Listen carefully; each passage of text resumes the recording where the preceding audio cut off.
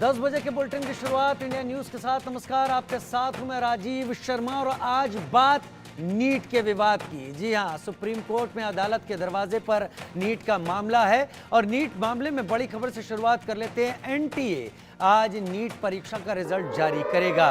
हालांकि सिटी ये रिजल्ट पहले जारी किया जा चुका है, लेकिन आज सिटी यानी शहर और सेंटर वाइज ये रिजल्ट जारी होगा। दोपहर 12 बजे तक वेबसाइट पर अपलोड कर दिया जाएगा। सुप्रीम कोर्ट के आदेश के बाद ये रिजल्ट आउट होगा। कोर्ट ने कहा उम्मीदवारों की पहचान जाहिर नहीं होनी चाहिए, तो लिहाजा उम्मीदवारों के रोल नंबर के हिसाब से ये रिजल्ट जारी होगा और उसमें ये बात साफ तौर पर समझ में आएगी कि किस शहर से कितने अभ्यर्थी पास हुए, जिस शहर से अभ्यर्थी पास हुए वो किस किस सेंटर से पास हुए, क्या किसी सेंटर से आश्चर्यजनक रूप से ज़्यादा अभ्यर्थी पास हुए हैं। तो इसको लेकर पता करने की कोशिश की जाएगी। लगातार नीट को लेकर जांच भी चल रही है सीबीआई की और अब सुप्रीम कोर्ट के रिजल्ट के बाद ये अहम अपडेट अब से 2 घंटे बाद ऑनलाइन दिखना शुरू हो जाएगी।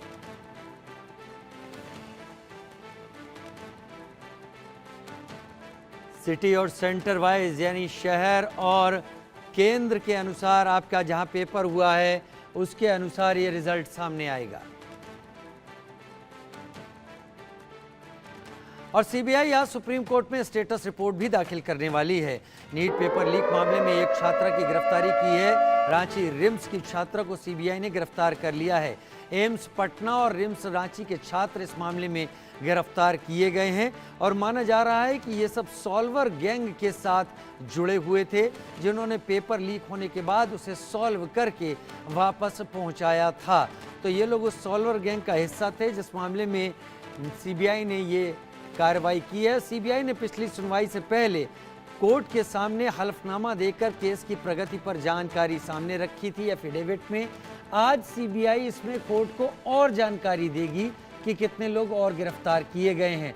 उस लिहाज से सुप्रीम कोर्ट ये तय करेगा कि ये मामला आखिर कितना बड़ा हो सकता है, क्योंकि एक के बाद एक 13 के करीब लोग इस मामले में गिरफ्तार हो चुके हैं और सीबीआई की एक कार्रवाई का कोर्ट एनालिसिस करने के बाद तय करेगा कि क्या इस परीक्षा को रद्द किया जाना चाहिए या नहीं।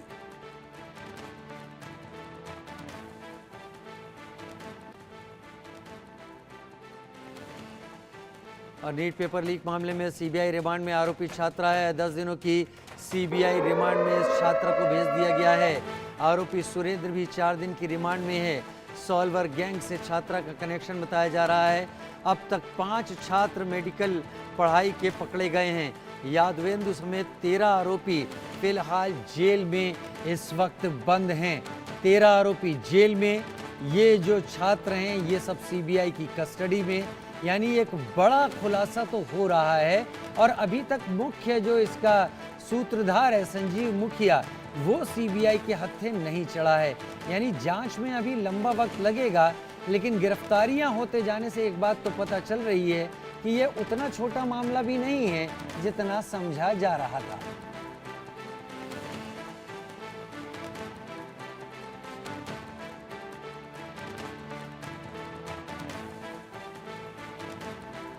सॉल्वर गैंग से छात्रा का कनेक्शन। रिम्स रांची की यह छात्रा है जिसे गिरफ्तार किया गया है। इसके साथ पटना एम्स के भी छात्रों को पकड़ा गया है, गिरफ्तार किया गया है। और अब इन लोगों की, क्योंकि रिम्स रांची की छात्रा की 10 दिन की रिमांड मिली है, 4 दिन की रिमांड पटना के छात्र की मिली है। अब हो सकता है कि सीबीआई इनको आपस में बैठा कर इन दोनों से कन्फ्रंट करके ऐसे सबूत जुटाने की कोशिश करे जो इस मामले के किंग पिन को कब्जे में लाने में मदद कर सके।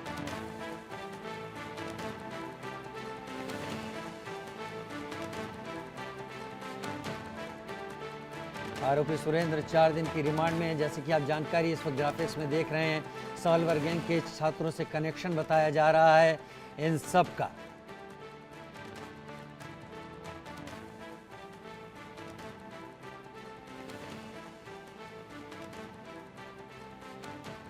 Charu Mathur ARO supreme court मेरे साथ इस वक्त जुड़ गई हैं। चारू जी, अब एक के बाद एक सीबीआई गिरफ्तारी करती चली जा रही है। ये मामला उतना भी बड़ा, उतना भी छोटा नहीं दिख रहा जितना समझा जा रहा था। जी देखिए, मामला बहुत गंभीर होता जा रहा है और जिस हिसाब की एविडेंसेस आ रही हैं, तो ये ऐसा नहीं है कि आपका जो कोर्ट का रुख है कि अगर आपको 45 मिनट पहले या आपको 2 घंटे पहले पेपर मिला और 45 मिनट में आपने उस पेपर को सॉल्व कर लिया, तो वो सारे लोगों को इंफॉर्मेशन डिसमिनेट हुई हो, ऐसा नहीं है। जो एविडेंसेस आ रही है, इन्होंने सॉल्वर गैंग, जैसे आज ये बच्ची को जिसको अरेस्ट करा है, उसने कहा है कि आपको 10 लाख रुपए तक हम देंगे, उसने मना करा है, जो उस बच्ची का आ रहा है रिम्स से। इस हिसाब से इन लोगों का अपनी सोची समझी साजिश है, और आप ये नहीं कह सकते कि इनको सडनली 2 घंटे पहले पेपर मिला और इन्होंने कर लिया, इसलिए लीक नहीं है।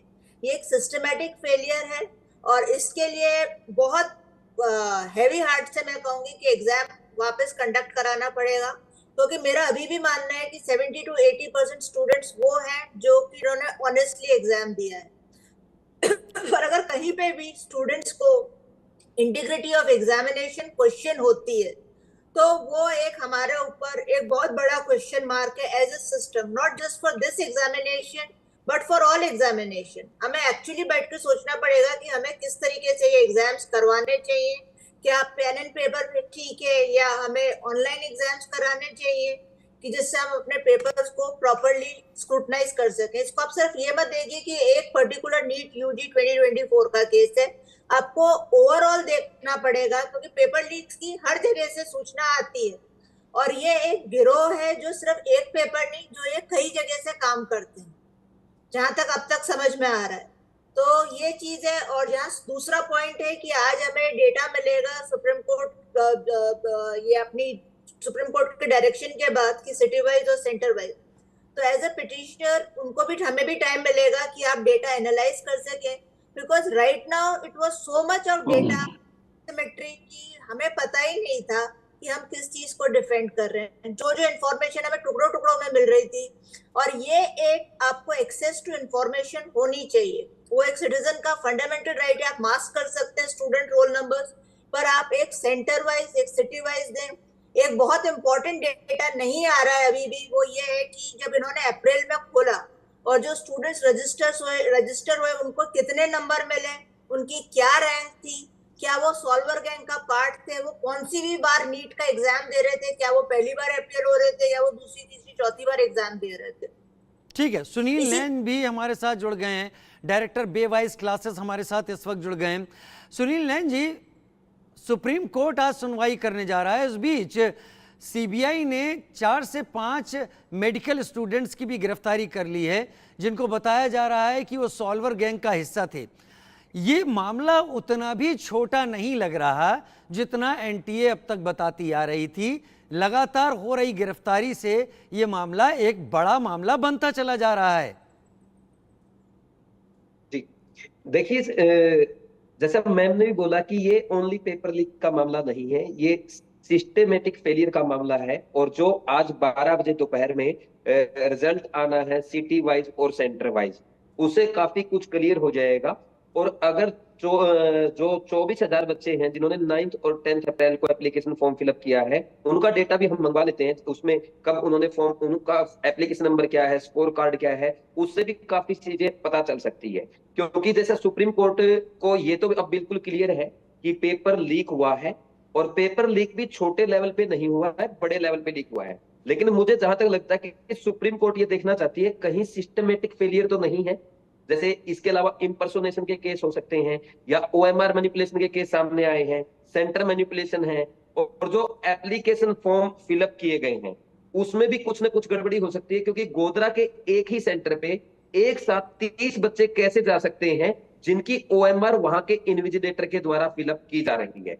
हम मानते हैं कि कोई इम्पर्सोनेशन का केस हो सकता है, कोई किसी की ओएमआर फिलअप कर सकता है, लेकिन एक ही सेंटर पे एक ही क्लासरूम में एक साथ इतने बच्चे पॉसिबल नहीं है। तो यहाँ पे ये सिस्टमेटिक फेलियर की बू आ रही है। तो डेफिनेटली इसमें कुछ ना कुछ बड़ा घपला मिलेगा, और सुप्रीम कोर्ट बच्चों के लिए रीनीट कंडक्ट करवाएगा, और 23 लाख बच्चों को न्याय मिलेगा।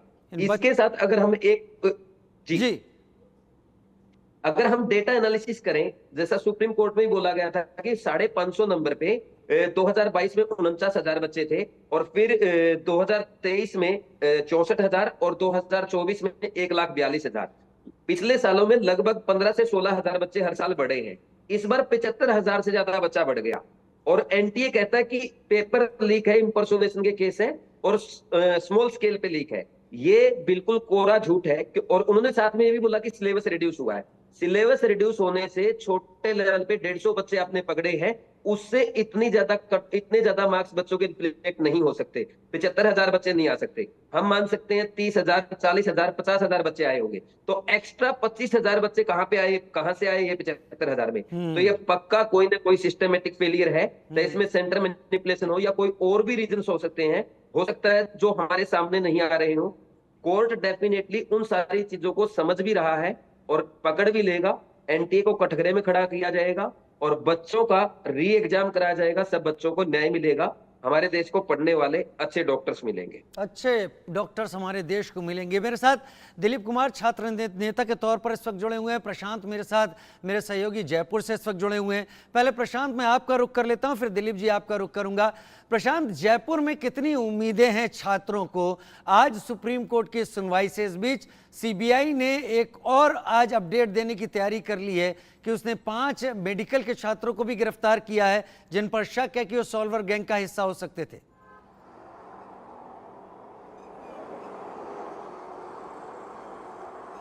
जी बिल्कुल, देखिए जब जब सुप्रीम कोर्ट की तारीखें मिली है तब से जो है लगातार बच्चों को कहीं ना कहीं न्याय की उम्मीद रही है। आज भी एक बार कहे कि जब इस तरीके का फैसला लिया गया कि जो है शहर स्तर पर और केंद्र स्तर वाइज जो है रिजल्ट को जारी करा जाए, सार्वजनिक किया जाए, मगर जो बच्चे हैं उनकी आइडेंटिटी को जो है सार्वजनिक नहीं किया जाए, उसको लेकर अब बच्चे लगातार इसकी मांग कर रहे थे। जब हमने नीट के बच्चों से बात की थी कि किस तरीके से वो इस चीज का सॉल्यूशन चाहते हैं, तो सबसे पहले उन्होंने कहा था कि जो रिजल्ट है वो सभी के सार्वजनिक किया जाए।